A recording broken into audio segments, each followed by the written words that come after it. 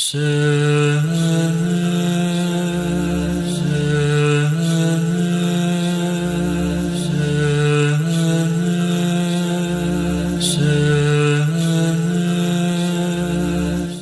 حول ولا قوة إلا بالله العلی العظیم حسبنا اللہ ونعم الوکیل نعم المولا ونعم النصیر اعوذ باللہ من الشیطان اللعین الرجیم بسم اللہ الرحمن الرحیم الحمد للہ الذی تجلی للقلوب بالعظمت واحتجب عن الابصار بالعزت واقتدر علی الاشیاء بالقدرت والصلاة والسلام علی اشرف الانبیاء والمرسلین حبیب الہنا و طبیب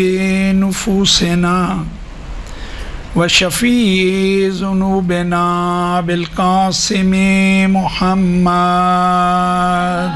اللہم صلی علی محمد وآل محمد وأہل بیتہ الطیبین الطاہرین المعصومین المظلومین ولعنۃ اللہ علی اعدائہم من یوم عداوتہم الی قیام یوم الدین اما بعد فقد قال اللہ تبارک و تعالی فی محکم کتاب اعوذ باللہ من الشیطان اللعین الرجیم بسم اللہ الرحمن الرحیم قل هل يستوي الذين يعلمون والذين لا يعلمون بر محمد و آل محمد صلوات اللہم صلی علی محمد و آل مجھے جو کہا گیا ہے کہ آپ کی خدمت میں حصول علم کے حوالے سے چند عرائض پیش کروں. جس ترتیب سے میں آپ کی خدمت میں عرض کر رہا ہوں ممکن ہے ابتدا میں آپ کو وہ ترتیب ایسا لگے کہ یہ علم دین کے بارے میں نہیں بلکہ کسی اور موضوع کے بارے میں گفتگو ہو رہی ہے، لیکن میں کوشش کروں گا کہ اپنی بات کو جتنا ہو سکے آپ کے لیے واضح کروں. سورہ ملک میں رب العزت کا یہ فرمان کئی دفعہ آپ تلاوت بھی کر چکے ہیں، سن بھی چکے ہیں. ارشاد رب العزت ہو رہا ہے اعوذ باللہ من الشیطان اللعین الرجیم بسم اللہ الرحمن الرحیم تبارک الذی بیدہ الملک وہو علی کل شیء قدیر الذی خلق الموت والحیات لیبلوکم ایکم احسن عملا. اس کے ترجمے سے بھی آپ بخوبی واقف ہوں گی کہ ارشاد رب العزت ہو رہا ہے کہ بابرکت ہے وہ ذات جس کے قبضہ قدرت میں یہ کائنات ہیں، اور ایسا نہیں ہے کہ اس کے پاس ہو اور اس کی قدرت اس پہ نہ ہو. رب العزت کے پاس ہونا ہماری طرح نہیں ہے. آپ کے اور میرے پاس اعضاء و جوارے ہیں لیکن ہماری ان پہ قدرت نہیں ہے. اگر قدرت ہوتی مجھے یہ اینک نہ لگی ہوتی. میرے پاس ہے لیکن میں اس پہ وہ قدرت نہیں رکھتا.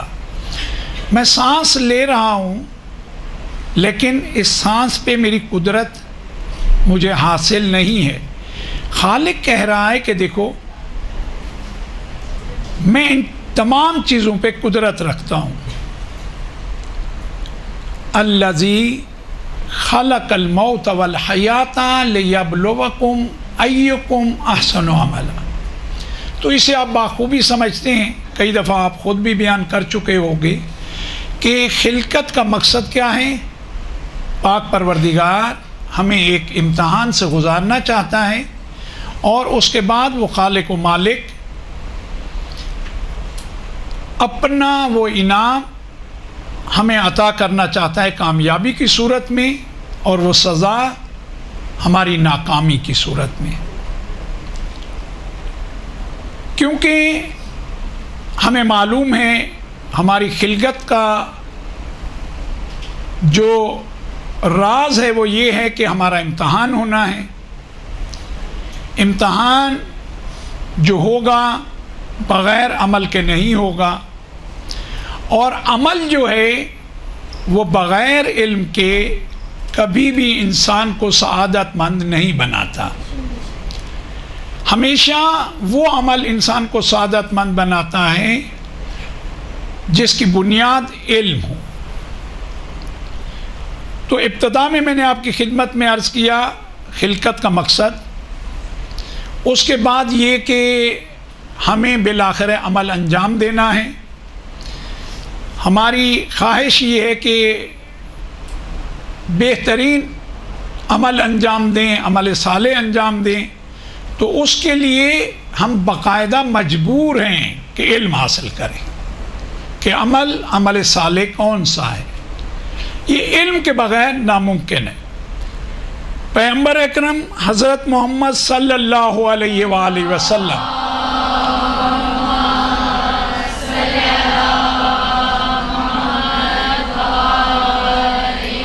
جو رحمت للعالمین بھی ہیں، ہم سب کے ہادی بھی ہیں، انہوں نے نہایت ہی خوبصورت انداز سے اس بات کو ہمیں سمجھایا ہے۔ آپ فرماتے ہیں ان العامل بغیر علم کالسائر علی غیر طریق، کہا کہ بغیر علم کے عمل کرنے والے کی مثال ایسی ہے جیسے کوئی شخص کسی مقام پہ اسے جانا ہے، پہنچنا ہے، لیکن اس کے صحیح راستے پہ نہیں چل رہا۔ فرض کریں آپ کو یہاں سے لاہور کا سفر کرنا ہے، آپ کے پاس گاڑی بھی ہے، آپ اچھی طرح ڈرائیو بھی کر سکتی ہیں اسے، معلوم ہے کہ لاہور آپ کے سیدھے ہاتھ کی طرف جا کے پھر آپ آگے بڑھیں گی، یا جہاں ہم بیٹھے ہیں یہاں سے اگر دیکھا جائے تو الٹے ہاتھ پہ ہائی وے پہ جا کے آپ آگے لاہور کی طرف جاؤ گے۔ تو آپ ابتدا سے ہی اس طرف جانے کے بجائے جس طرف لاہور ہے بالکل اس کی الٹی سمت یا کسی اور سائڈ پہ نکل جائیں، ہوگا کیا؟ جتنا سفر بڑھتا رہے گا، جتنے قدم اٹھتے رہیں گے، جتنا سواری آپ کی آگے بڑھتی جائے گی، آپ اپنے مقصد سے اتنا دور ہوتے جاؤ گے۔ آپ کا ہدف و مقصد یہ تھا کہ ہمیں لاہور پہنچنا ہے، اب آپ کچھ کر لیں، جب تک آپ صحیح سمت کی طرف نہیں آئیں گے آپ لاہور کی طرف نہیں آ سکتے۔ آپ پاکستان کے کسی اور سرے پہ چلے جاؤ گے، لاہور کی جانب نہیں آ پاؤ گے۔ کیوں؟ کیونکہ آپ صحیح ٹریک پہ ہو ہی نہیں۔ تو پیغمبر اکرم کیا فرما رہے ہیں کہ جب بغیر علم کے عمل کرو گے تمہاری مثال ایسی ہے، تو لہذا اس کا مقصد وہ عمل بھی صحیح نہیں ہوگا، ہمیں کامیابی کی طرف لے کے نہیں جائے گا۔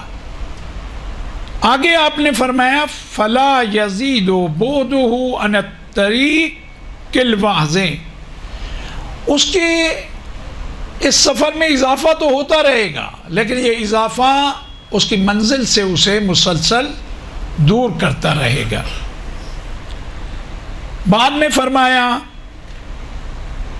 وَالْعَامِلْ بِالْعِلْمِ كَالسَّائِرِ عَلَى الطَّرِيقِ الْوَاضِحِ، وہ جو علم کے اعتبار سے عمل کرے گا وہ صحیح راستے پہ ہوگا، ہر عمل اسے کامیابی سے نزدیک کر رہا ہوگا۔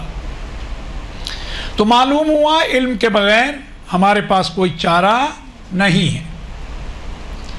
ساتھ ہی ساتھ ہم سب کے مشکل کشا مولا امیر المؤمنین علی ابن ابی طالب علیہ السلام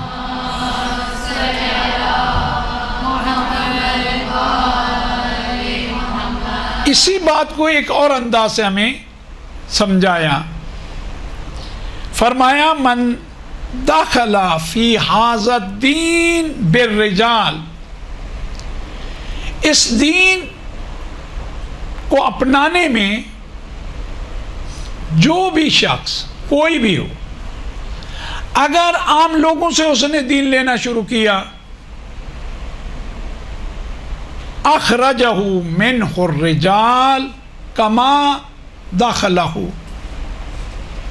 یہی لوگ اس کو دین سے نکال بھی دیں گے، کیونکہ بنیاد ہی کیا رکھ رہا ہے کہ عام افراد سے دین لے رہا ہے۔ میرے دادا یہ کہا کرتے تھے، بھائی آپ کے دادا کیا تھے، علم دین سے کتنے آگاہ تھے، دین کو انہوں نے کہاں سے حاصل کیا تھا۔ ہمارے ہاں تو قبلہ سال سال سے یہ ہوتا آ رہا ہے، بہت اچھی بات ہے، ممکن ہے صحیح ہو، بہترین عمل ہو، لیکن بنیاد کیا ہے، کہاں سے آپ کے پاس یہ ہے؟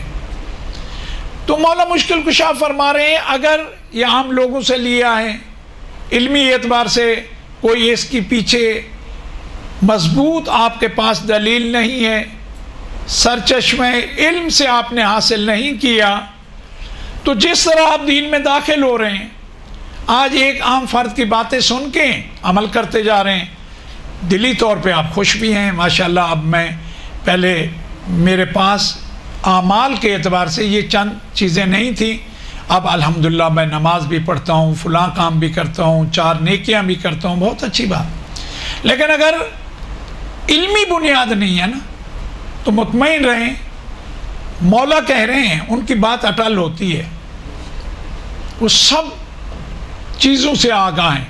کتنا آگاہ ہیں، کئی دفعہ آپ نے سنا ہے، ممکن ہے جب آپ کہیں مجلس پڑھنے جا رہے ہوں، وہاں آپ نے بیان بھی کیا ہو، جب مولا کو کہا گیا کہ مولا یہ کیا بات ہے، جب بھی سوال ہوتا ہے آپ فوراً جواب دے دیتے ہیں، جبکہ آپ کو اور مجھے کیا حکم ہے، تھوڑا سوچ کے۔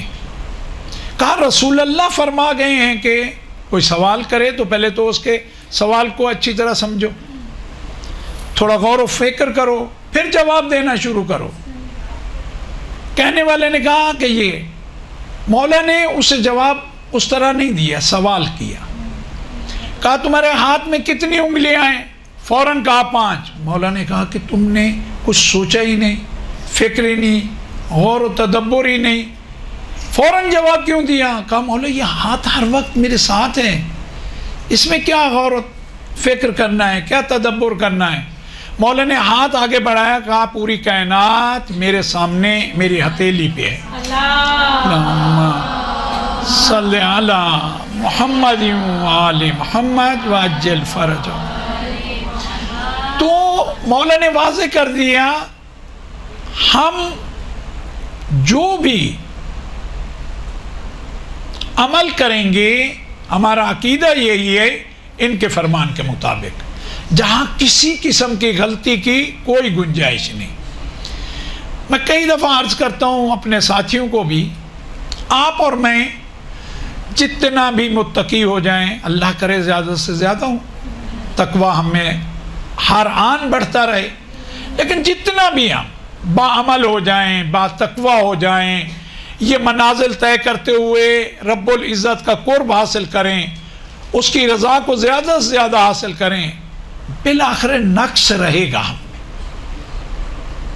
کمال کی وہ حد جو ائمہ اطہار و اہل بیت کے پاس ہے، اس تک ہماری پرواز ہو نہیں سکتی۔ ہاں ایسا نہیں ہے، وہ نہیں ہو سکتی تو بالآخر آپ جناب ابو ذر کے مقام تک جا سکتے ہو، جناب سلمان کے مقام پہ آسان نہیں ہے۔ ممکن ہے کہ نسلیں گزر جائیں، اس کے بعد اسی نسل سے پہنچے، پاکیزگی بڑھتی جائیں۔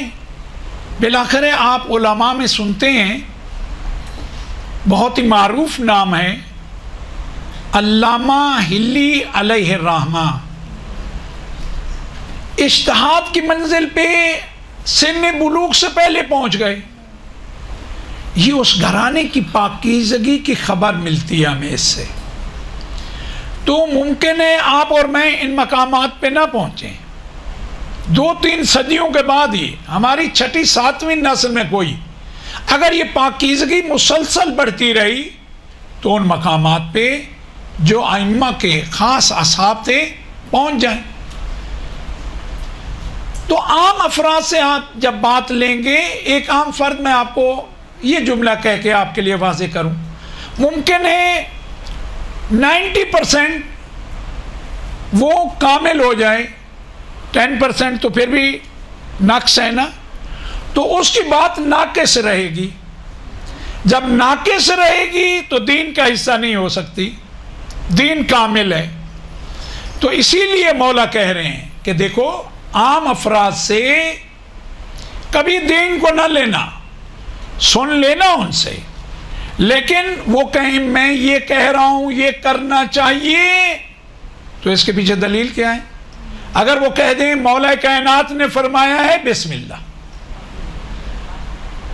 معصومین میں سے فلاں معصوم نے فرمایا، بسم اللہ، قرآن مجید میں ارشاد ہوا ہے، بسم اللہ. لیکن وہ کہیں کہ میرا خیال یہ ہے، میں یہ سمجھتا ہوں، وہ سمجھتے رہیں، وہ ان کے لیے ممکن ہے حجت ہو، آپ کے لیے اور میرے لیے حجت نہیں ہو سکتی. میں نے کہا اتنا پاکیزگی کا لیول ہو کہ وہ 90% کامل ہوں لیکن 10% ناقص ہے نا، تو کیا معلوم جو ہمیں دیا ہے اس میں نقص ہے، یہ وہ کمال ہے. تو مولا اسی لیے آپ کی اور میری رہنمائی کر رہے ہیں. مشکل کشائی اصل میں ہے ہی یہی کہ دیکھو تمہارے لیے راہ کو میں روشن کر رہا ہوں، یہ غلطی نہ کرنا، اپنے جیسے عام فرد سے دین کو نہ لینا. اگر لوگے تو اس نے تمہیں دین سکھانا شروع کیا، معلوم ہوا اسی جیسا ایک اور ہے، تمہیں سمجھ بھی نہیں آئے گی، دین سے باہر ہو جاؤ گے. اس مقام کا بھی یہ تقاضا نہیں ہے، بہت سی چیزیں ہیں جو میں عرض نہیں کر سکتا، لیکن اتنا بتا سکتا ہوں، جب رب العزت نے، پہلے تو یہ عرض کر دوں، کتنے صاحب امامہ ہوں گے جو دین سے دور کر رہے ہوں گے. اچھا، آپ میں سے کوئی یہ نہیں کہے گا یہ قبلہ کیا کہہ رہے ہیں، صاحب امامہ اور دین سے دور کریں، بہت رہا ہے. جب رب العزت قرآن کے حوالے سے یہ کہہ رہا ہو، یُضِلُّ بِهِ كَثِيرًا وَيَهْدِي بِهِ كَثِيرًا، تو پھر باقیوں کے لیے کیا ہوگا؟ یعنی اگر اہل ذکر نہ ہوں، وہ جن کے قلوب پہ ان کو اتارا گیا ہے وہ نہ ہوں، جو اس کے صحیح وارث ہیں وہ نہ ہوں، تو یہی قرآن اگر ان کے علاوہ کوئی بیان کرنے والا ہو، وہ اسی قرآن کے ذریعے، بیان کرنے والا کوئی اور ہوگا لیکن اسی قرآن کے ذریعے گمراہ کر سکتا ہے. قرآن کہہ رہا ہے. آگے مولا فرماتے ہیں وَمَنْ دَخَلَ فِيهِ بِالْكِتَابِ وَالسُّنَّةِ زَالَتِ الْجِبَالِ قَبْلَ أَنْ يَزُولَ. کہا اگر تم نے دین قرآن سے اور محمد و آل محمد سے لیا، اللہم صلی علی محمد و آل محمد، اگر ان سے لیا تو کہا ممکن ہے پہاڑ تو اپنی جگہ چھوڑ دیں، کوئی اتنا مضبوط مشینری ہو جو ان کی جگہ سے انہیں ہٹا دے، لیکن جس نے دین کو قرآن و اہل بیت سے لیا ہوگا اس کے قدم نہیں ڈگمگائیں گے. پھر موت اس کو سعادت نظر آئے گی، ان کے ساتھ گھبراہٹ نہیں ہوگی، پریشانی نہیں ہوگی. آپ غور کریں، اطمینان کی کیفیت ان کے ہاں جن کے ہم ماننے والے ہیں کس حد پہ تصور کوئی نہیں کر سکتا، کسی کی یہاں تک پہنچ نہیں ہو سکتی. ابھی جو حالات ہیں نا ہمارے ملک کے، کراچی میں تو آئے دن سنتے ہیں، کوئی اگر آپ سواری پہ جا رہے ہو نا، کوئی سامنے سے آ جائیں اور روک دیں، کہیں کہ رکو، جو ہے دو، جو ہے وہ تو انسان دے رہا ہوتا ہے، ہاتھ پاؤں بھی پھول جاتے ہیں، گھبراہٹ ہوتی ہے. کئی دنوں تک اسی کیفیت میں رہتے ہیں. کتنے ساتھی ہیں ملے ہیں، کہتے ہیں قبلہ آپ کو کیا بتائیں، جہاں لٹے تھے وہاں سے گاڑی اگر گزرتی بھی ہے نا، آج بھی وہ خوف پھر طاری ہو جاتا ہے. لیکن اطمینان کن کے پاس ہے؟ اہل بیت کے پاس. مولا کائنات شب ہجرت رسول اللہ نے کیا کہا؟ میرے مقام پہ لیٹ جاؤ. سونے کا نہیں کہا، لیٹنے کا کہا. یہ جو لیٹنا تھا مولا کا، یہ اطاعت رسول اللہ تھی. لیکن وہ جو سو جانا تھا، مولا کا کہنا کہ میں ایسی نیند کبھی نہیں سویا. کیوں؟ آج یہ بستر مصلی عبادت سے بڑھ کے تھا. کہا کہ میں سکون سے سویا. یہ سونا ان کے اطمینان کی کیفیت کو بیان کرتا ہے. نہیں تو تلواریں، معلوم ہے کہ ابھی یہ سب کے سب حملہ آور ہونے والے بھی ہیں، اور انہوں نے فیصلہ بھی یہ کیا ہے کہ سب نے حملہ کرنا ہے. جس کے بعد جو اسلحہ ہے، تلوار ہے، نیزہ ہے، تیر لے کے آئے ہیں کہ لیکن اطمینان. یہ اطمینان کب حاصل ہوتا ہے؟ مولا کہتے ہیں جب تم دین کو قرآن سے لوگے، ہم اہل بیت سے لوگے. پھر پہاڑ تو اپنی جگہ سے ہل سکتا ہے، تم اسی جگہ ثابت قدم رہو گے. تمہاری زبان پہ پھر یہ ہوگا کہ جب کہا نا مولا نے اپنے ساتھیوں کو کہ تمہیں اجازت ہے چلے جاؤ، مختلف ان کے بیانات ہیں. یقیناً آپ عاشور سے ہٹ کے بھی وہ بیان کرتے ہوں گے. ان اصحاب کا ہم پہ بہت حق ہے. ہمیں اپنی مجالس میں ان کا بھی ذکر کرنا چاہیے. جب ان کا ذکر کریں گے، یقین کریں مولا خوش ہوں گے کہ میرے ساتھیوں کو انہوں نے یاد کیا ہے. جملات کیا تھے اور حقیقت میں مبنی تھے. مولا آپ کہتے ہیں ہم چلے جائیں. ہم تو چاہتے ہیں کہ 1 مرتبہ نہیں، 2 مرتبہ نہیں، 70 مرتبہ مارا جائے. مارنے کے بعد ٹکڑے کیے جائیں، ٹکڑے کرنے کے بعد آگ لگا دی جائے، آگ لگانے کے بعد خاکستر بنا کے اڑا دیا جائے، پھر زندہ کیا جائے. اس طرح 70 مرتبہ بھی اگر ہمارے ساتھ یہ عمل انجام دیا جائے، مولا آپ کو چھوڑ کے نہیں جا سکتے. یہ اطمینان علم اور عمل دلاتے ہیں. اس سے پہلے کہ آپ یہ اس مرکز میں آتے، ابتدائی ہر ایک کے دنوں کی بات کر رہا ہوں. ایمانداری سے بتائیں، آپ کی نماز اسی طرح تھی جیسے آج ہے؟ بہت فرق ہوگا، میں مطمئن ہوں. بہت سی چیزیں آپ نے سنبھال لی ہوں گی، بہت سے مسائل کو اچھے طریقے سے سیکھ لیا ہے. ممکن ہے اس وقت نماز میں سستی بھی ہو جاتی ہو، لیکن اب مجھے اطمینان ہے اس مرکز میں آنے کے بعد آپ تمام کاموں کو چھوڑ دیتے ہو گے. نماز پہلے وجہ آگاہ ہو گئے ہو، علم آ گیا ہے. علم ہے کہ نہیں، میں جو بھی چاہتا ہوں، مجھے جو چیز بھی چاہیے اس کے قبضہ قدرت میں ہے، جس کی بارگاہ میں جانے والا ہوں، جس کی بارگاہ میں جانے والی ہوں. جب اس کی بارگاہ میں چلی جاؤں گی، اس کا قرب حاصل ہوگا. جو بھی چاہیے اس کے لیے میں کیوں اتنا کوشش کروں، آسانی سے وہ رب العزت مجھے عطا کر دے گا. تو یہ علم ہے جو آپ کو اور مجھے مضبوط کرتا ہے، مستحکم کرتا ہے، اور ہم آگے بڑھتے ہیں. اب آپ کی خدمت میں اس سے پہلے کہ میں عرض کروں کہ علم کیوں ضروری ہے، وہ تو میں نے آپ کی خدمت میں عرض کر دیا. یہ مقدمہ اسی لیے تھا کہ بالآخر ہم اس دنیا میں آئے ہیں، ہدف و مقصد امتحان دینا ہے. امتحان میں کامیابی کے لیے عمل صالح کی ضرورت ہے، عمل صالح کے لیے علم کی ضرورت ہے، اور علم ہمیں جو حاصل کرنا ہے قرآن و سنت سے، اہل بیت اطہار سے، رسول اللہ اور ان کی آل سے. اس کے علاوہ وجہ کیا ہے؟ یہ دلیل ہے. وجہ یہ ہے کہ باقی ناقص ہیں. ممکن ہے میں موسیٰ رضا 99% ناقص ہوں، ممکن ہے کوئی 10% ناقص ہو، بہت اس کا درجہ بلند ہو، لیکن بالآخر ناقص ہے. تو دین کامل ہے، دین رب العزت کا بنایا ہوا ہے، دین کمال کی طرف لے جانے والا ہے. کبھی بھی صاحب نقص کمال کی طرف نہیں لے جا سکتا. تو ہمارے پاس جو دلیل ہے یہ عقلی دلیل ہے. باقی قرآن کے حوالے سے کہ رب العزت کہتا ہے کن سے لو، وہ ساری چیزیں اپنی جگہ. خود ہی علم ہے کیا جسے ہمیں حاصل کرنا ہے؟ پھر میں عرض کروں، اپنی بات تو ہم کر نہیں سکتے، کریں گے تو ناقص ہوگی۔ پیغمبر اکرم حضرت محمد صلی اللہ علیہ وآلہ وسلم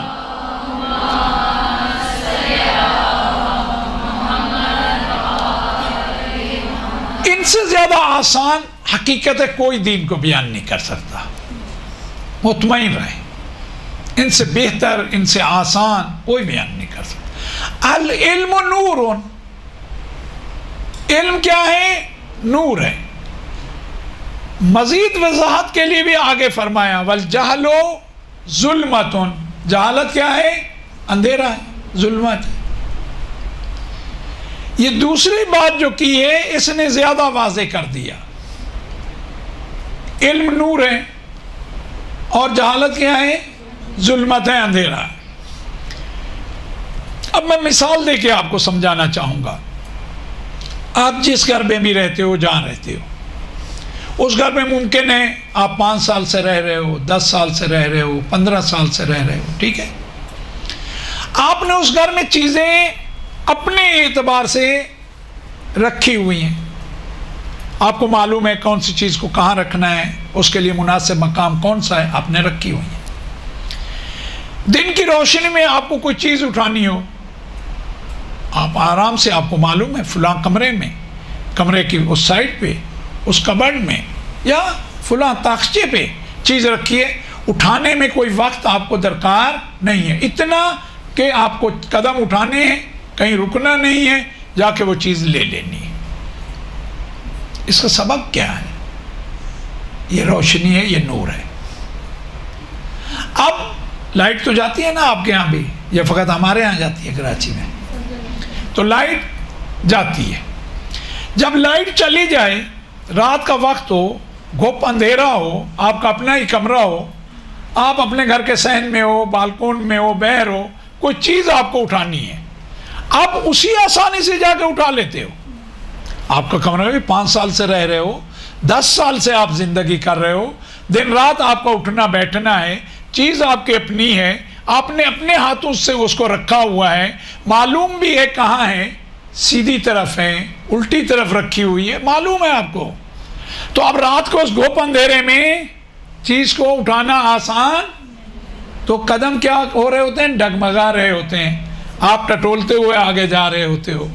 یہ کیا ہے؟ یہ اندھیرا ہے۔ تو اگر علم کی روشنی کے ذریعے زندگی کرو گے، زندگی کا سفر بہت آسان ہوگا، بہترین انداز سے آگے بڑھو گے۔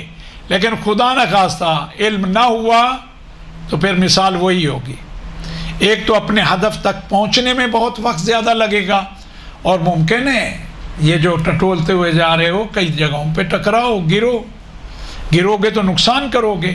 کسی وقت معلوم ہوا علم نہیں تھا، محنت بھی کی، کام بھی کیا، اجرت بھی ملی، سہم مین میں سے خمس بھی دونوں کے دونوں ادا کیے، سہم امام بھی، سہم سادات بھی، معلوم ہوا جہاں دیا وہاں دینا بنتا نہیں تھا۔ یہ کیا ہے؟ علم کا نہ ہونا، کیونکہ آپ کے پاس امانت تھی، خمس آپ کا اور میرا نہیں ہوتا، جو نکال رہا ہوتا ہے خمس اس کا ہوتا ہی نہیں ہے، اس کے پاس امانت ہوتی ہے۔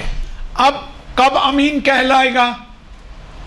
جب یہ اپنے مرجع وقت کو جا کے دے گا یا اس کے وکیل تک پہنچائے گا، جس کا اسے یقین ہونا چاہیے یہ وکیل ہے۔ اب اس بندے خدا نے، جو میں آپ کو سمجھانا چاہ رہا تھا، محنت بھی کی، کوشش بھی کی، دن رات ایک بھی کیا، مال دنیا کمایا، آسانی سے نہیں کمایا، پھر اپنی زندگی میں اسے خرچ بھی کیا، سال پورا گزرنے کے بعد نہایت دیندار ہے، حق کو کھانا نہیں چاہتا، جو ذمہ داری سنی ہے اس کو ادا کرنا چاہتا ہے۔ تو خمس جو بنتا تھا وہ لیا، چاہے لاکھوں میں بنتا تھا، لیا، لیکن دے کے ایسی جگہ آ گیا ہے یہ بندہ خدا جہاں دینا بنتا نہیں تھا۔ اس کے سابقہ کاموں میں کہیں آپ کو کمی نظر آتی ہے؟ صحیح محنت مزدوری کی، میں آپ کو کہہ رہا ہوں، مثال جو دے رہا ہوں، اس نے حلال کمایا، حلال راہ پہ استعمال کیا، جو بچ گیا اس کو بھی چاہتا ہے میری ذمہ داری ہے اس میں سے خمس دوں، وہ بھی کر رہا ہے، لیکن فقط ایک جگہ کمی رہ گئی. اب میری وہ مثال آپ کو سمجھ آ جائے گی. 90% تو صحیح ہے نا، اس آخری 10% میں کوتاہی ہوئی، وہ بھی اس نے جان بوجھ کے نہیں کی، لا علمی کی وجہ سے ہوئی، اس کی جہالت کی وجہ سے ہوئی، صحیح چیز معلوم نہ ہونے کی وجہ سے ہوئی. تو کیا ہو گیا؟ خمس ادا نہیں ہوا. تو علم کیا ہے؟ نور ہے، اور جب روشنی ہوتی ہے انسان سکون سے آگے بڑھتا ہے، کسی مشکل میں نہیں آتا، رستہ بھی نہیں بھولاتا، اپنے صحیح رستے پہ چلتا رہتا ہے. دوسرے مقام پہ ہماری رہنمائی کے لیے کہا العلم حیات، علم زندگی ہے، والجہل موت، جہالت کیا ہے؟ موت ہے. تو جس کے پاس علم نہیں وہ در حقیقت روایات کے جملے ہیں، چلتی پھرتی کیا ہے؟ لاشیں ہیں. تو دین کے حساب سے یہ ہوا. اب علم کیا ہے؟ زندگی ہے.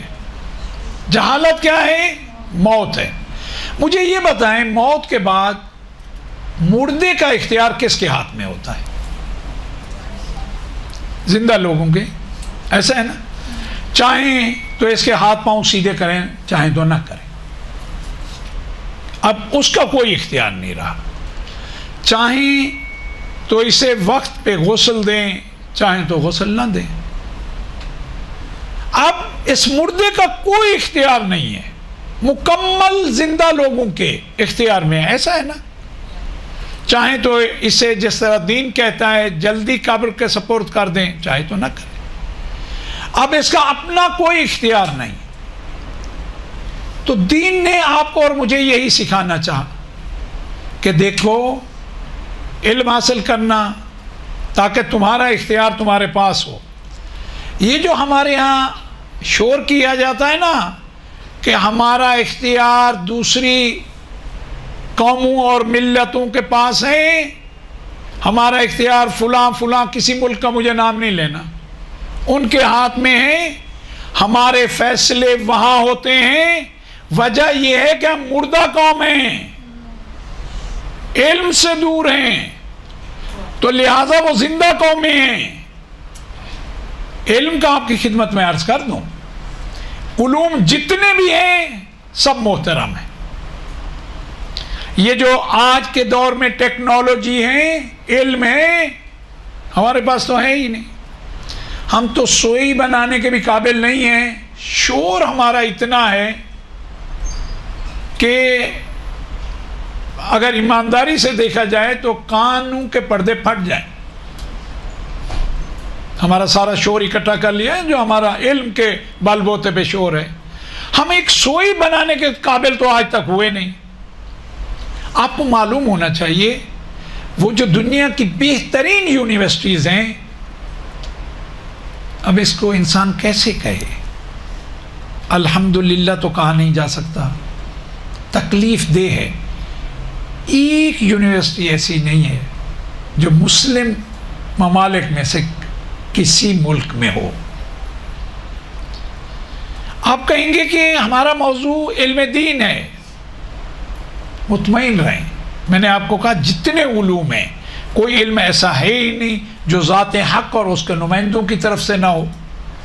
جتنے علوم ہیں، جتنا ٹیکنالوجی ہے، یہ سب انبیاء و اہل بیت کی طرف سے آگے گئے ہیں. میتھمیٹکس میں اہل بیت سے بڑھ کے کون تھا؟ مولا کائنات سے آگے بڑھ کے کون تھا؟ میرا موضوع نہیں، آپ کو فقط بتا رہا ہوں. آپ اپنی مجالس میں آگے پیش کریں گی کہ وہ جو آیا کہ بھئی اتنے اونٹ ہیں اب تقسیم کرنے ہیں، تقسیم کسی اعتبار سے بن نہیں پا رہی تھی، مولا نے ایک اپنی طرف سے اس میں جمع کر دیا اور وہ 18 ہو گئے.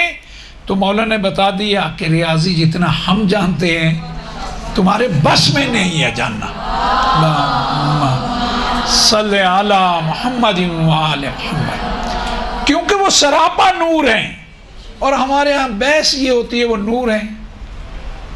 جب علم نور ہے تو صاحب علم نور نہیں ہوگا، جو بانٹ رہا ہے وہ نہیں ہوگا، ہے تو بانٹ رہا ہے۔ ہمارے یہ کوئی عام افراد کا نہیں ہے، اب علماء ہی کہوں ان کی آپس میں بحث ہے، اور ہمارے علماء میں بحث ہے، یار دیکھو علم کی کیا فضیلت ہے، یہ تم کیا کہتے رہتے ہو۔ وہ کہتے ہیں رب زدنی علما، وہ تو علم کے اضافے کی بات کرتے ہیں، کبھی یہ نہیں سوچا کہ رب زدنی علما کہاں کہتے ہیں، یہ کبھی سوچا ہی نہیں۔ جب اہل بیت اطہار رب العزت کی بارگاہ میں جاتے ہیں تو کہتے ہیں رب زدنی علما، لیکن جب ہمارے درمیان آتے ہیں تو کہتے ہیں سلونی سلونی قبل ان تفقدونی۔ اللہم صلی علی محمد۔ دیکھتے ہی نہیں ہے کہ وہ کن سے خطاب کر رہے ہیں۔ جب خالق کی بارگاہ میں جاتے ہیں تو کہتے ہیں رب زدنی علما، جب ہمارے سامنے آتے ہیں کہتے ہیں جو پوچھنا ہے، تمہاری پرواز کا معلوم ہے ہمیں، تمہیں اگر پرواز ملی بھی ہے تو ہمارے علم سے ملی ہے، جتنی ملی ہے، جو پوچھنا ہے پوچھو، جتنا سوال ہے پوچھو۔ تو آپ کو اور مجھے یہ ہمیشہ مد نظر رکھنا ہے کہ علم کو کیا کہا گیا؟ حیات۔ فقط علم کو آپ کی اور میری حیات نہیں کہا گیا، بلکہ دین اسلام کی بھی حیات کہا گیا۔ اسی علم کو کہا گیا کہ اس کے بعد حیات ممکن بھی نہیں، واقعی ممکن نہیں ہے۔ اگر علم نہ ہو تو علم طب نہ ہو، مریض کا علاج ممکن ہے؟ ممکن نہیں ہے۔ علم طب ہے تو مریض کا علاج ممکن ہے۔ جہاں علم طب ابھی نہیں پہنچی وہاں کا کیا کہا جاتا ہے؟ اس کا علاج ابھی تک دریافت، تو لہٰذا اس کو گھر میں رکھو، جتنا ہو سکتا ہے اس کی خدمت کرو، ہمارے پاس اس کا کوئی علاج نہیں ہے۔ یہ جو میں آپ کو بار بار کہہ رہا ہوں تمام علوم محترم ہیں، تو یہ بات بھی آپ کے لیے واضح کر دوں، تمام علوم میں نے کہا رب العزت کی ذات اور اس کو نمائندوں سے ہی ہم انسانوں تک پہنچے ہیں۔ پہلی بات، وہ علم جو جمادات کی حفاظت کرتا ہے وہ بھی محترم ہے، لیکن ایک درجہ بلند ہے اس سے علم، کون سا؟ جو نباتات کی حفاظت کرتا ہے۔ پھر وہ علم جو حیوانات کی حفاظت کرتا ہے، وہ ان دو پہلے علوم سے، علوم جمادات و نباتات سے کیا ہے؟ افضل ہے۔ کیوں؟ کیونکہ یہ درجہ بندی ہے، جمادات سے افضل نباتات، نباتات سے افضل حیوانات، حیوانات سے افضل انسان۔ تو وہ علم جو انسانوں کی زندگی بچاتا ہے، اس کی حفاظت کرتا ہے، یعنی یہی علم طب، یہ ان پہلے تین علوم سے کیا ہے؟ محترم ہے۔ کیوں محترم ہے؟ کیونکہ انسان ان سب سے محترم ہے، اشرف المخلوقات ہے۔ اب جو انسان کی جان بچاتا ہے وہ علم محترم ہے، تو اس علم کی کیا شان ہوگی جو انسان کا ایمان بچاتا ہے، جو ایمان کی حفاظت کرتا ہے۔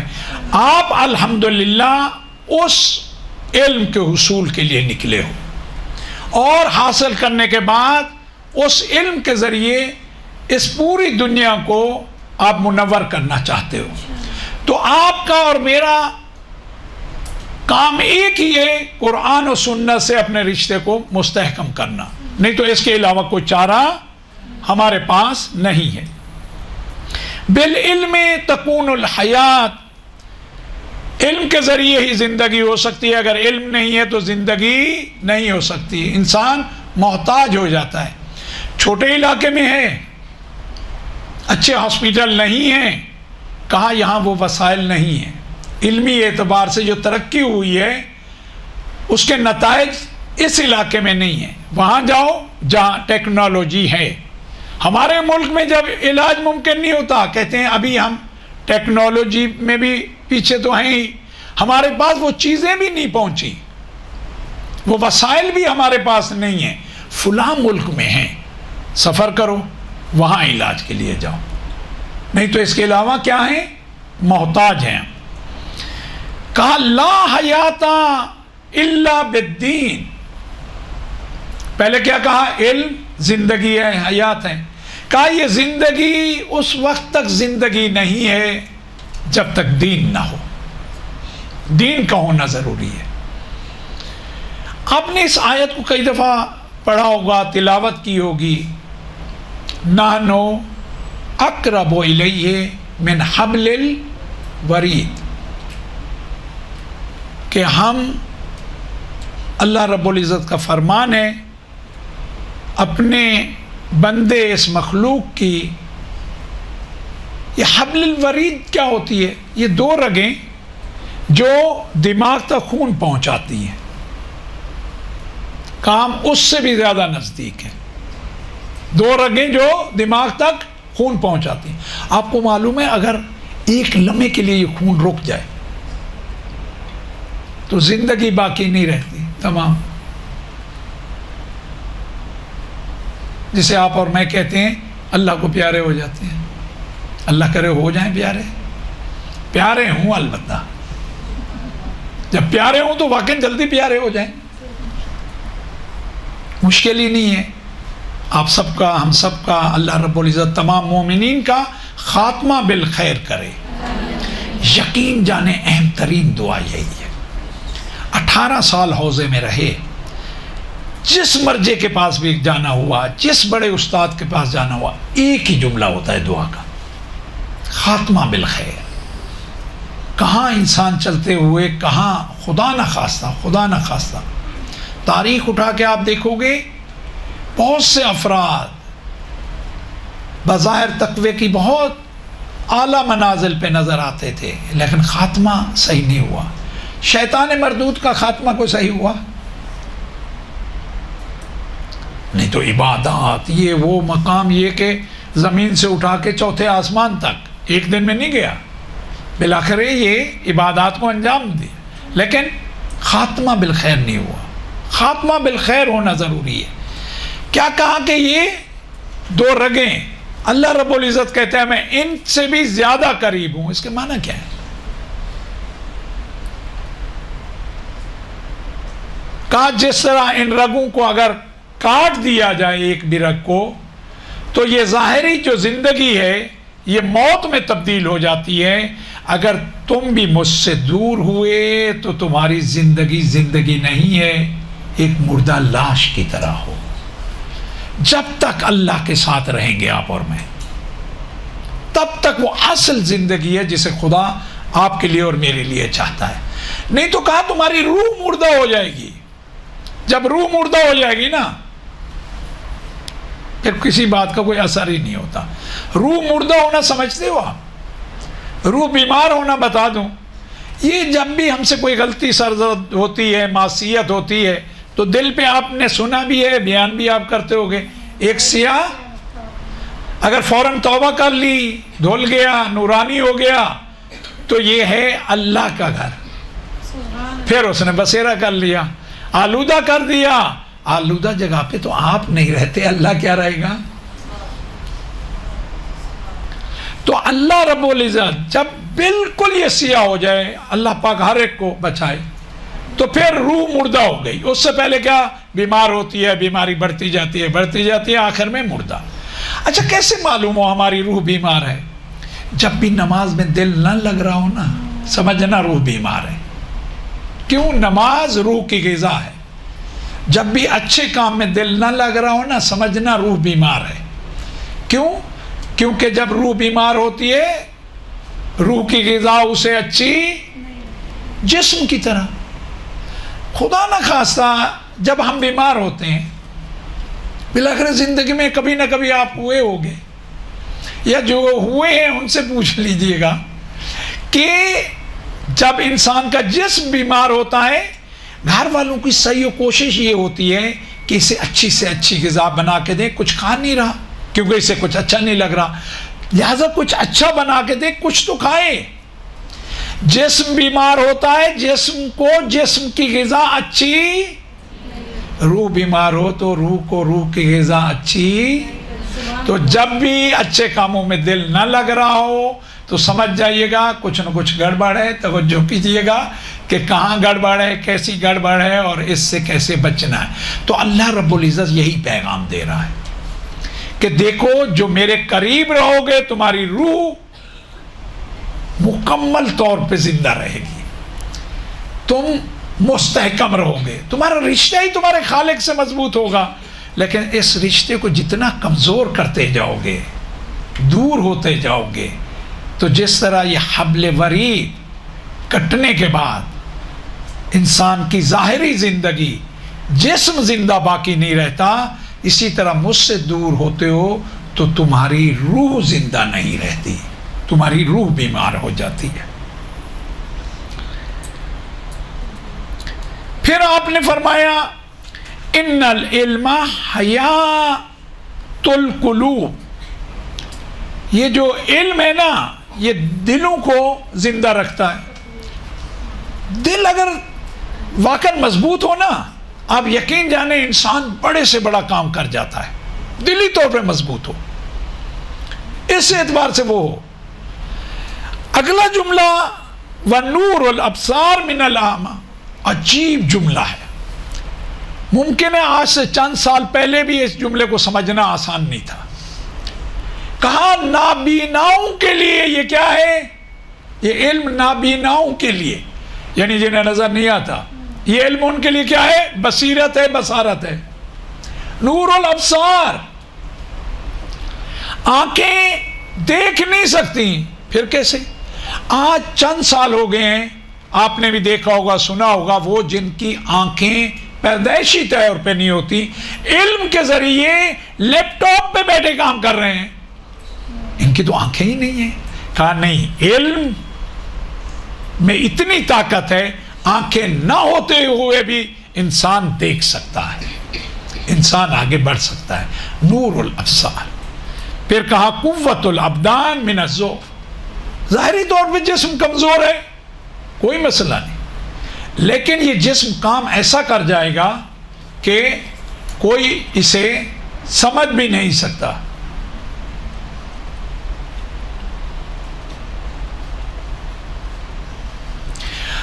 تو کہا کہ جسم ممکن ہے کمزور ہو, لیکن علم ایسی طاقت ہے وہ سب پہ غالب آ سکتا ہے.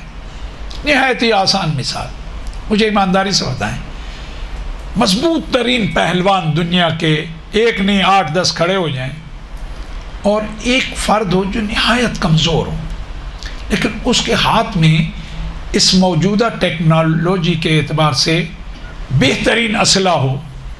یہ پہلوان ایسے ہوں کہ اسے پھونک ماریں یہ اڑ جائے, لیکن ان کے پاس اسلحہ نہیں ہو, اس کے ہاتھ میں اسلحہ ہو جو علم اور ٹیکنالوجی کی وجہ سے ہے. ان میں طاقتور کون ہے؟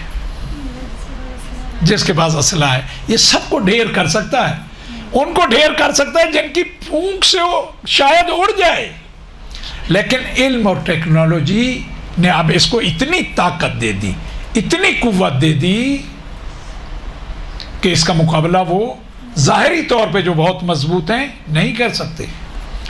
ایک آدمی بہت طاقتور ہو, بہت مضبوط ہو, چلنے میں وہ 80 کلومیٹر ایک ساتھ کر لیتا ہو, نجف سے شروع کرے اور کربلا پہنچ جائے, بیچ میں کوئی اسے کہے کہ بھائی مجھے تو ریسٹ کرنا ہی نہیں, مجھے تھکاوٹ ہوتی ہی نہیں, اتنا اللہ نے مجھے طاقت دی ہے.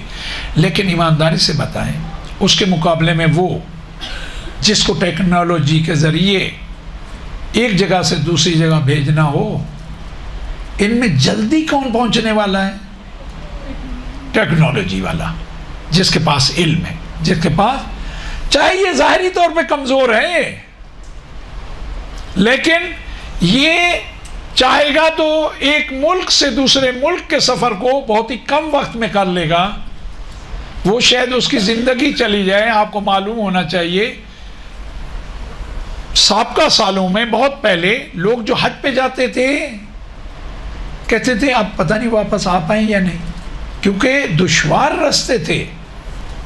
لیکن آج علم اور ٹیکنالوجی سے آپ اگر چاہیں تو دن میں 2 دفعہ مکہ ہو کے آ جائیں, مختصر عبادت کریں، پھر آئیں، پھر چلے جائیں، ہو کے آ جائیں. اتنا علم اور ٹیکنالوجی کا وہ ہے. تو کاش، میں ہمیشہ کہتا ہوں، ہم اہل بیت کے ماننے والے علم اور ٹیکنالوجی میں پوری اس کائنات میں ہمیں آگے ہونا چاہیے تھا.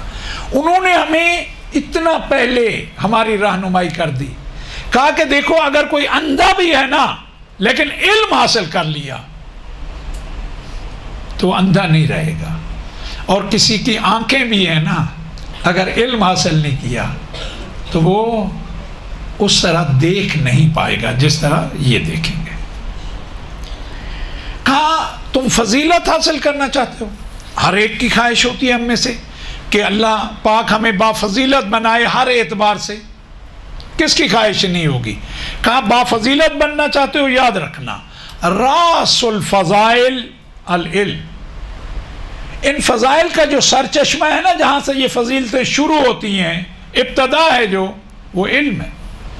کوئی اور آپ کو در ایسا نہیں ملے گا کہ آپ کو میں بافضیلت بھی ہو جاؤں، میرا مقام بھی ہو جائے، میرا دوسروں پہ ایک شرف بھی ہو جائے، اور علم کے بغیر کہاں نہیں. سر چشمہ ہی یہی ہے.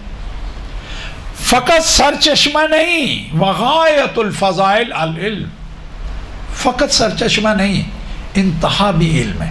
ایسا نہیں ہے کہ ایک مقام ایسا آئے گا آپ اور میں ایسے مقام پہ پہنچ جائیں کہ اس کے بعد علم کی ضرورت نہیں ہو. کہا نہیں. اطلب العلم من المہد الی اللحد. الی اللحد کہا ہے، قبر سے پہلے تک نہیں، قبر تک.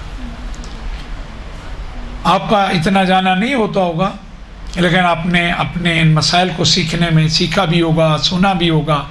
مردے کو جب لٹا دیتے ہیں نا تو شانوں کو یوں پکڑ کے اسما افہم. اچھا سن رہا ہے تو آپ کہہ رہے ہو سن، نہیں تو بے معنی ہو جائے گا. فقط سن نہیں رہا، افہم، سمجھ بھی رہا ہے. وہاں تک کہا ہے کہ کیا کرو، علم حاصل کرو. تو ایسا نہیں ہے کہ ایک وقت آئے انسان ایسے مقام پہ یقین کریں. حق تو یہ ہے جتنا حاصل ہوتا جاتا ہے اتنا کمیاں واضح ہوتی جاتی ہیں. ہمارے ایک دوست تھے، وہ کہتے تھے کہ جب حوضے میں ابتدا میں گئے نا، پہلے تیسرے چوتھے دن تو پتہ چلا کہ یار ہم علامہ دہر ہوتے جا رہے ہیں، کسی کو کچھ معلوم ہی نہیں ہے. جو معلوم ہے ہمیں ہے، یہ ذہن میں نہیں ہے کہ ہمیں معلوم نہیں تھا، اب معلوم ہو رہا ہے تو ہم سمجھ رہے ہیں کسی کو معلوم نہیں ہے. کہاں گزرتے گزرتے جب معلوم ہوا درس خارج میں بیٹھنا شروع ہوئے نا تو معلوم ہوا کچھ نہیں آتا، کچھ نہیں آتا. تو علم کہا کہ غایت الفضائل، ان کی نہایت بھی فضائل کی کیا ہے؟ علم ہے، اس کے علاوہ کچھ نہیں. اور آپ کہیں کہ قبلہ علم حاصل کریں، ہم جا کے لوگوں کے لیے بھی بیان کریں. علم سے تھوڑی پیٹ بھرتا ہے، مال چاہیے. تو دیکھیں کس طریقے سے آگاہ کیا، ہر سوال کا اہل بیت نے جواب دیا. لا کنز انفع من العلم. مولا کائنات فرما رہے ہیں جو مشکل کشا ہمارا عقیدہ ہے، تو مشکلیں ساری آسان کر دی ہیں تبھی مشکل کشا ہیں. کہہ رہے ہیں کہ کوئی چیز بھی، کوئی خزانہ بھی، مال یعنی یہی خزانے نا، یہ جو آپ کے اور میرے ہاتھ میں کرنسی ہے یہ تو اس کا متبادل ہے نا. پیچھے تو اس کے آپ دیکھیں بھی تو لکھا ہوتا ہے کہ بالآخر پشتوانہ کچھ اور ہے جس کی وجہ سے یہ مضبوط ہے. پیچھے سونا ہے، چاندی ہے، دوسرے ممکن ہے چیزیں ہوں. تو کہا کہ علم سے بڑھ کے کوئی خزانہ نہیں، گھبراؤ نہیں. آج یہ بات واضح ہو گئی، جن قوموں نے دنیاوی اعتبار سے علوم میں جو دنیا ہے ان کو حاصل کیا ہے، مال بھی انہی کے پاس ہے، کیونکہ ٹیکنالوجی انہی کے پاس ہے، مال بھی انہی کے پاس ہے. آپ کو معلوم ہونا چاہیے. آپ میں سے کوئی ہوں ممکن ہے ان کے والدین، ان کے والد کسی کارخانے کے، کسی مل کے اس کے مالک ہوں، کسی فیکٹری کے، ان سے پوچھیں، اپنے بابا سے، اپنے بھائی سے، یا ان وہاں کام کرتے ہوں وہ ٹیکنالوجی دیتے بھی ہیں نا، اس شرط پہ دیتے ہیں کہ اسے کھولنے کا تمہیں حق نہیں ہے، ہمارے نمائندے آئیں گے وہ کریں گے. اتنا محتاج ہیں ہم، اتنا محتاج رکھا ہوا ہے. کوئی جرت کر کے کھولتا بھی نہیں ہے، چلے دیکھ لیں سیکھ لیں، ہے کیا ہمارے 4 انجینئر سیکھ لیں. کوئی اتنا مہنگی ہیں یہ چیزیں، وہ نہیں بھائی یہ رسک نہیں لے سکتے، انہی کے ہی نمائندے آئیں گے. یعنی جس کے پاس علم نہیں وہ محتاج محض ہے. علم زندگی ہے، علم ہی نور ہے. آپ کی خدمت میں اتنا عرض کروں، آپ کا زیادہ وقت نہ لوں، کہ پیغمبر اکرم حضرت محمد صلی اللہ علیہ وآلہ وسلم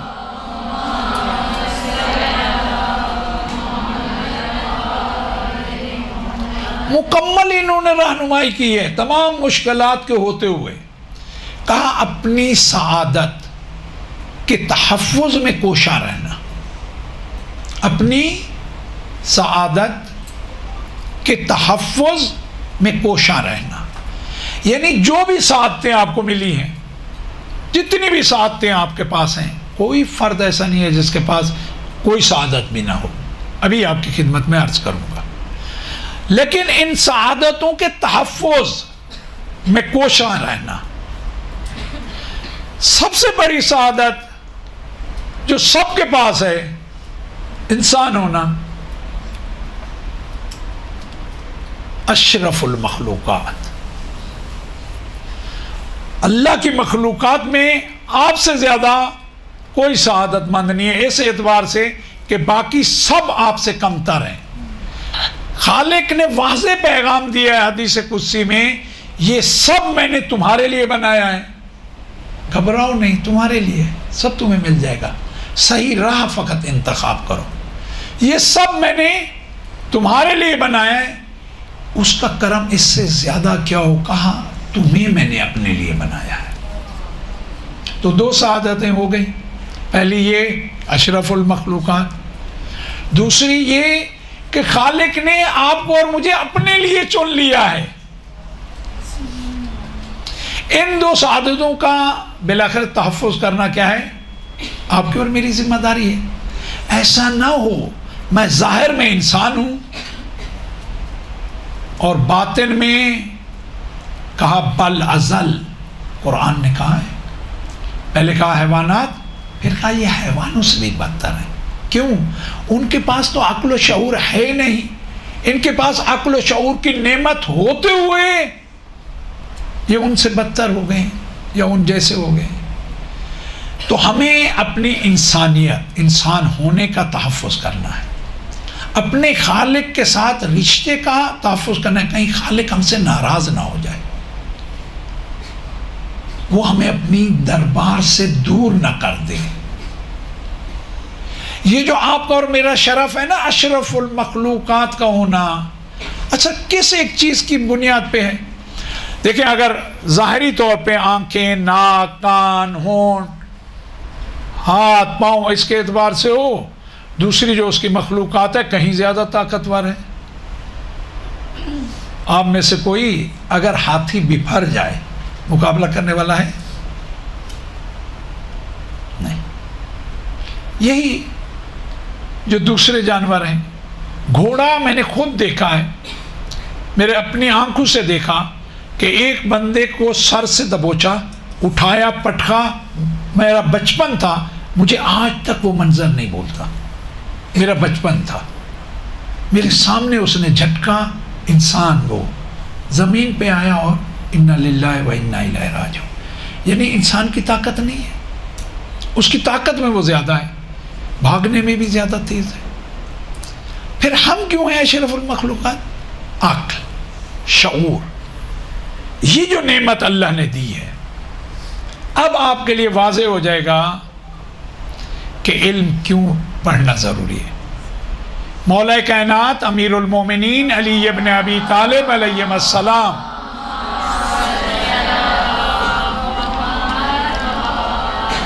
فرماتے ہیں العلم مصباح العقل. یہ علم عقل و شعور کے لیے کیا کام کرتا ہے؟ چراغ ہے.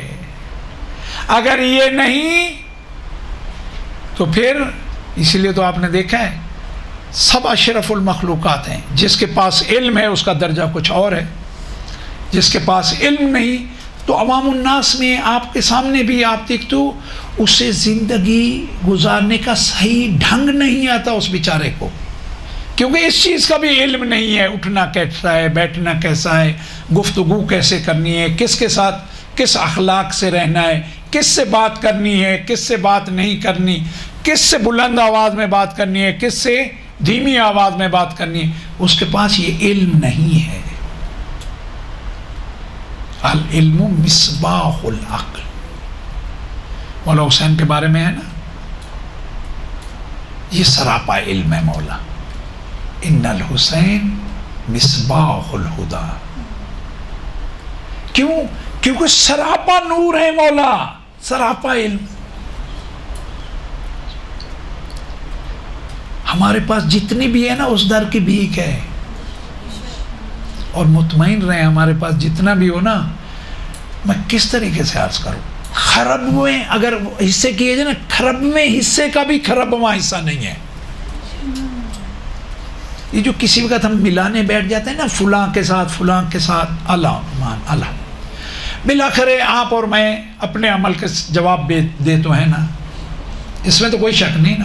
فَمَن يَعْمَلْ مِثْقَالَ ذَرَّةٍ خَيْرًا يَرَهُ.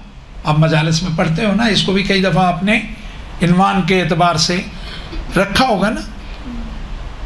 وَمَن يَعْمَلْ مِثْقَالَ ذَرَّةٍ شَرًّا يَرَهُ.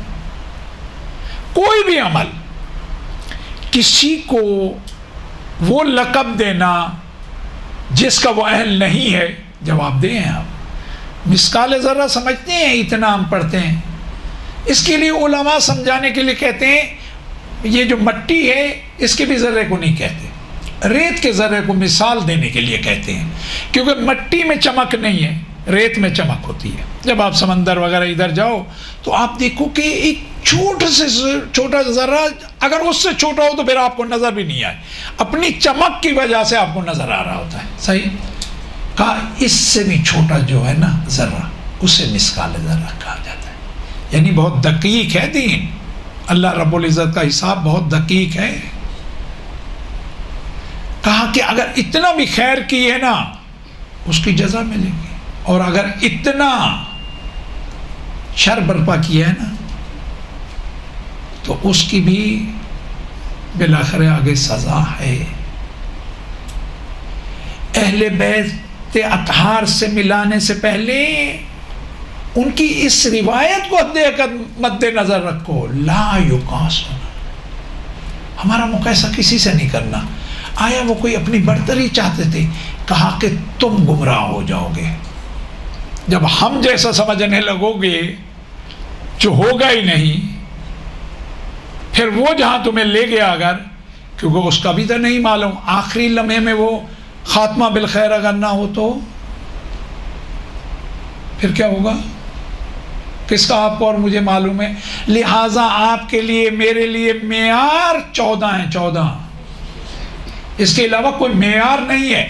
واجب الاحترام ہوں گے، اس میں شک نہیں ہے. ہمارے علماء، ہمارے بزرگ، ہمارے مراجعین، میں ہمیشہ منبر سے کہتا ہوں میری پوری نسل کسی مرجع کے ناموس، تحفظ، احترام میں چلی جائے مجھے فخر ہوگا، لیکن اس کا معنی یہ نہیں ہوگا کہ میں انہیں اہل بیت کے ساتھ ملا ہوں. یہ بھی ہرگز نہیں ہوگا. ان چیزوں، یہ بنیادی چیزیں ہیں جو آپ کو اور مجھے، ہم جب منبر پہ جانے والے ہیں، آپ بھی میں بھی، تو یہ چیزیں بنیادی آپ کی اور میری نظر میں ہونے چاہیے. سب سے بڑی بات کہا تمہاری قیمت، قدر و قیمت جو ہے نا وہ بھی علم کے اعتبار سے ہے. اکثر الناس قیمتاً اکثرہم علما. اکثر الناس قیمتاً اکثرہم علما. جتنا علم زیادہ اتنا قدر و قیمت زیادہ. کس کی نظر میں؟ رب العزت کی نظر میں. کس کی نظر میں؟ رسول اللہ اور اس کی آل کی نظر میں. قدر و قیمت ایسے نہیں ہے. کہا یہ سلمان کا درجہ، یہ 10واں، ابو ذر کا 9واں، جبکہ ظاہری طور پہ الحمدللہ دونوں کے اعمال، نماز شب دونوں یہ وہ. کہا دیکھو اسی فرق کو سمجھو. کہا جب اس در پہ آئے ہیں نا، اس در کو جلانے کے لیے یہ دونوں ہستیاں موجود تھی. ایک کا ہاتھ قبضہ تلوار پہ تھا، ایک کا ہاتھ قبضہ تلوار پہ تھا، دوسرے کی نظریں مولا کائنات پہ تھی، جس کا 10 جس کے پاس فضیلتیں ہیں جو اس معیار پہ ہیں سلمان. کہا ان کی نظریں کیا تھیں؟ کس پہ تھی؟ مولا کائنات پہ. یہیں سے آپ کو پیغام لے لینا چاہیے. ظاہری طور پہ یہ لگتا ہے کہ جس نے دستہ تلوار پہ ہاتھ رکھا ہے اس کا نمبر زیادہ ہونا چاہیے. بالکل تیار کھڑا ہے، مولا اشارہ کرے اور میں اتنا بھی لمحہ غفلت نہیں کروں. ظاہری طور پہ یہی ہے نا. کہا نہیں، اتنا بھی اپنی طرف سے کرنے کی تمہیں اجازت نہیں ہے. اس میں بھی وہ میں ہے کہ میں جلدی کروں، میں پہلے کر دوں. سلمان کی نظریں کس پہ ہیں؟ مولا کائنات پہ. کہ یہ کیا حکم دیتے ہیں؟ یہ حکم دیں تو تلوار استعمال ہوگی، یہ حکم نہیں دیں تو مجھ سے بہتر یہ جانتے ہیں. یہ خدا کے نمائندے ہیں، ان کا رابطہ رب العزت سے ہر آن ہے. ظاہری طور پہ یہ لگتا ہے نہیں بھائی، جو جوش والا ہے، جناب ابو ذر نسبتاً جوش والے تھے تو وہ آگے اس نے قدم بڑھایا ہوا ہے، اس نے جلدی کی، ایک کٹ مرنے کو تیار ہے اس وقت. نہیں کہا نہیں. آپ اور میں فقط محتاج ہیں، وہ کیا کہتے ہیں ان کا کیا حکم ہے، اور آپ اور میں فقط اطاعت کرنے والے ہیں، فیصلہ کرنے والے نہیں ہیں. اگر یہ میں اپنی مرضی سے جناب ابو ذر نے ہاتھ رکھا ہے تو اتنا لمحے کے لیے اطاعت نہیں ہے. جبکہ بظاہر یہ لگتا ہے نہیں بھائی یہ مرد میدان پہلے اترنا چاہ رہا ہے. نہیں، دین تشیع کا آپ کو ایک اصول بتاتا جاؤں. ہوش، ہوش، مکمل ہوش. مکمل ہوش کے بعد جوش ہے. جوش پہلے ہے ہی نہیں دین اسلام میں، مذہب تشیع میں. مکمل مکمل مکمل آرام، سکون، اطمینان کے ساتھ سوچ و فکر ہے. مجھے اپنی طرف سے فیصلہ کرنا ہی نہیں ہے، مجھے دیکھنا ہے کہ قرآن و اہل بیت اس معاملے میں کیا کہتے ہیں. مکمل ہوش، مکمل ہوش، مکمل ہوش، اس کے بعد مکمل جوش. پھر جب مولا اترتے ہیں نا اور مولا کے ماننے والے اترتے ہیں، پھر سر کٹ کے گر رہے ہوتے ہیں. ہر طرف سے صدائیں کیا ہوتی ہے؟ الامان، الامان. پھر دشمن بھی یہ کہتا ہے کہ ہر جگہ حسین نظر آتے تھے. کب؟ جب پورا گھرانہ کٹ چکا ہے، جب جوان جا چکے ہیں. اب معلوم ہوا، کہا کہ ہر فرد کہتا ہے مجھے لگتا تھا میرے پیچھے حسین کی تلوار ہے. یہ مکمل ہوش کے بعد مکمل جوش ہے. جناب عباس اتر رہے ہیں صفین کی جنگ میں، سب حیران ہو گئے. یہ کیا ہے؟ یہ مکمل ہوش کے بعد مکمل جوش ہے. پہلے مرتبے پہ کیا ہے؟ مکمل ہوش کہ مجھے کرنا کیا ہے، جو قرآن و اہل بیت کہتے ہیں. اس کو سمجھنے کے بعد نہیں، وہ سمجھنے تک معلوم ہو کہ ابھی تک کام بھی سب بگڑ چکے ہیں اور کتنے لوگوں کی زندگیوں کی بھی ذمہ داریاں خود پہ لے چکے ہیں. اور آپ کے لیے، میرے لیے اللہ پاک ہم سب کو علوم اہل بیت سے ہمیشہ فیضیاب فرمائے. پیغمبر اکرم فرماتے ہیں من طلب العلم فہو فی سبیل اللہ. جتنی دیر آپ اور میں دین کا علم حاصل کرتے ہیں اتنی دیر اللہ کی راہ میں ہے. آپ کا اور میرا جہاد یہی ہے. یہ جو آپ یہاں آتے ہیں یہ آپ کا معمولی عمل نہیں ہے. یہ ہے کہ جب خدا کی راہ میں سے کیا مراد ہے؟ آپ گھر میں جب ارادہ کرتے ہو نا یہاں آنے کا، ارادہ جب کرتے ہو تب سے اس راہ پہ آپ نے قدم رکھ دیا. اب آپ اپنی چادر سنبھالنے کے لیے 4 قدم بڑھتے ہو، اپنا مکنا اٹھاتے ہو، اپنے ساکس پہنتے ہو، سلیوز کا خیال رکھتے ہو. یہ جتنے قدم اٹھا رہے ہو نا مکمل اطاعت رب العزت ہے اور مکمل آپ کی عبادت ہے. اور کس میں؟ خدا کی راہ میں. یہاں پہنچتے ہیں خدا کی راہ میں، یہاں رہتے ہیں خدا کی راہ میں، یہاں سے پلٹ کے جب تک گھر میں نہیں جاتے آپ خدا کی راہ میں. اس سعادت کی جو پہلے میں نے ابھی کہا ہمیشہ اس کے تحفظ کی کوشش کرنا، کیونکہ یہ سعادت مل گئی، خدا کی راہ میں آ گئے، اب خدا کی راہ سے دور نہیں ہونا. آپ جتنی بھی چیزیں دیکھ لیں جو انعامات آپ کے لیے ہمارے لیے اللہ رب العزت نے رکھے ہیں شاید کسی کے لیے ہوں. پیغمبر اکرم فرما رہے ہیں من طلب العلم فہو کالصائم نہارہ، جو علم حاصل کرنے کی صحیح کوشش کرتا ہے وہ خدا کے نزدیک ایسے ہے جیسے دن بھر جو روزہ رکھنے والے کی حالت ہوتی ہے. القائم لیلہ، جو پوری رات عبادت کرنے والے کو جس نظر سے اللہ رب العزت دیکھتا ہے. ابھی شب نہیں آئی، نماز شب کے لیے آپ نہیں کھڑے ہوئے. ممکن ہے کہ اگر ہم کھڑے بھی ہوتے ہوں 11 رکعت میں تو 1 گھنٹے کے لیے. کہا پوری رات جو عبادت کرنے والے خدا کی خاص مخلوق ہے، پاکیزہ مخلوق ہے، اللہ رب العزت جو انہیں مقامات عطا کرتا ہے آپ علم حاصل کرنے والوں کو عطا کرتا ہے. اس سے زیادہ عنایت کیا ہو. وَأَنَّ بَابًا مِنَ الْعِلْمِ، اور سرور کائنات فرماتے ہیں کہ علم کا ایک باب جو حاصل کرتا ہے خیر من ان یکون لہو ابو قبیس ذہبا، اس سے بہتر ہے کوہ ابو قبیس. آپ میں سے جو بھی عمرے کی سعادت حاصل کر چکا ہے یا حج کی، اس نے کوہ ابو قبیس دیکھا ہوگا. آپ سب کو بھی اللہ رب العزت نصیب کرے، ہمیں بھی ہر سال نصیب کرے.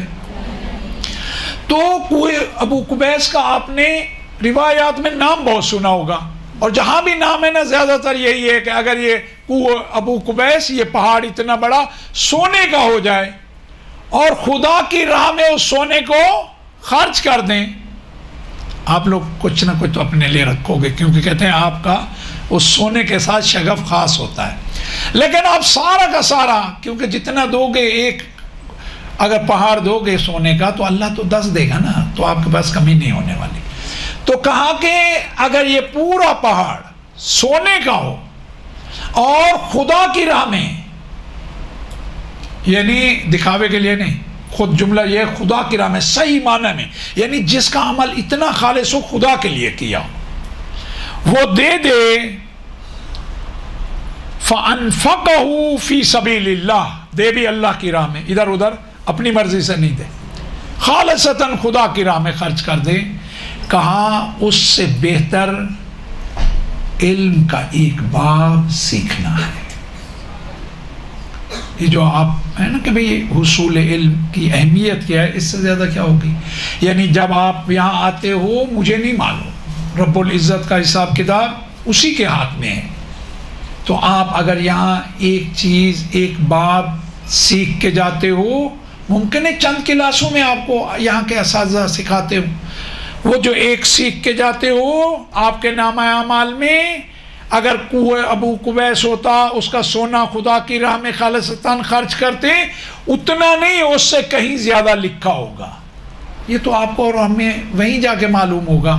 ہم کہیں گے ایسا تو تھا نہیں. رب العزت فرمائے گا کہ اس دوران، ان چند دنوں میں تم نے علم دین کو سیکھا خالصتاً میری خاطر، شور شرابے کی خاطر نہیں، دھونس کی خاطر نہیں، اپنے آپ کو زیادہ بڑا دکھانے کی خاطر نہیں، میری خاطر سیکھا اور میری خاطر سکھایا.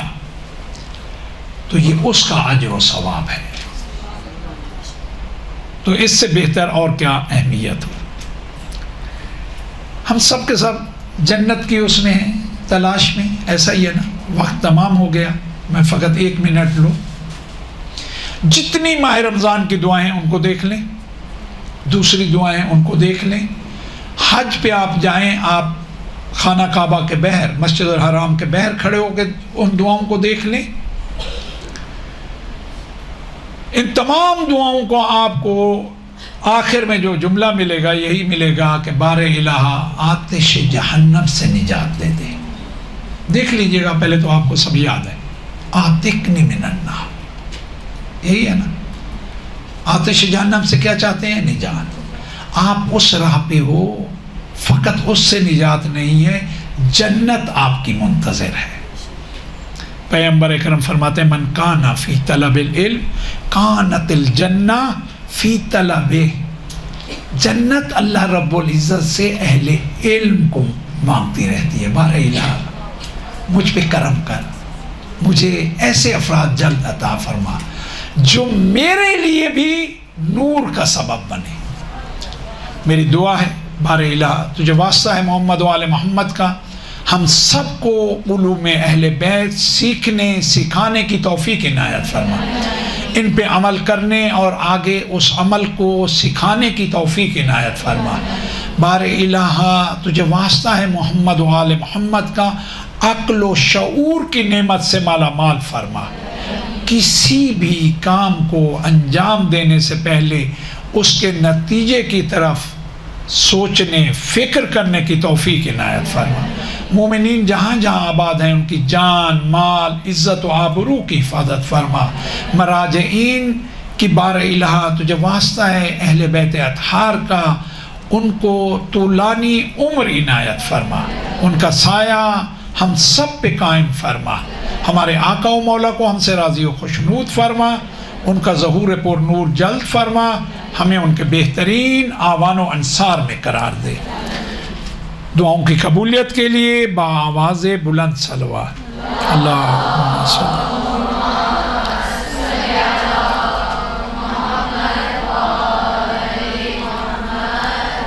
میری ایک بیٹی نے سوال کیا ہے کہ جن کو اچھے کام کرنے کا دل کرے مگر موقع نہ ملے یا توفیق نہ ہو تو کیا کریں؟ پیغمبر اکرم نے فرمایا ہے اِنَّ هَذِهِ الْقُلُوبَ يَصْدَعُ كَمَا تَصْدَعُ الْحَدِيدُ. کہا ان دلوں پہ زنگ لگ جاتا ہے جیسے لوہے کو زنگ لگتا ہے. تو اصحاب بیٹھے تھے. سوال ضروری ہے, سوال کیا کریں, اچھی بات ہوتی ہے. اصحاب نے سوال کیا ما جلاؤہا یا رسول اللہ, زنگ لگتا ہے لوہے کو, بہت سی چیزیں ہیں جس سے اس کا زنگ ہٹا دیا جاتا ہے. یہ آپ نے فرمایا دلوں کو زنگ لگتا ہے, تو اس زنگ کو کیسے دور کریں؟ کہا بتلاوت القرآن, قرآن کی تلاوت کے ذریعے. قرآن کی تلاوت وہ چیز ہے توفیق بھی مل جاتی ہے, اور اگر خدا نخواستہ جو سوال کا دوسرا حصہ تھا کہ توفیق وغیرہ, وہ بھی مل جاتی ہے. آپ کوئی بھی کام کر رہے ہوں تو آپ قرآن کی تلاوت کر سکتے ہیں ساتھ ساتھ. کام میں مطمئن ہوں آپ بلکرے ہاتھوں سے اس سے کرتے ہوں گے, تو آپ قرآن کی تلاوت کرو گے. جتنا تلاوت بڑھتی جائے گی اتنا دل نورانی ہوتے جائیں گے. جتنے دل نورانی ہوتے جائیں گے توفیقات بھی حاصل ہوتی جائیں گی انشاءاللہ تعالی, اور رکاوٹیں بھی دور ہوتی جائیں گی. بر محمد و آل محمد صلوات.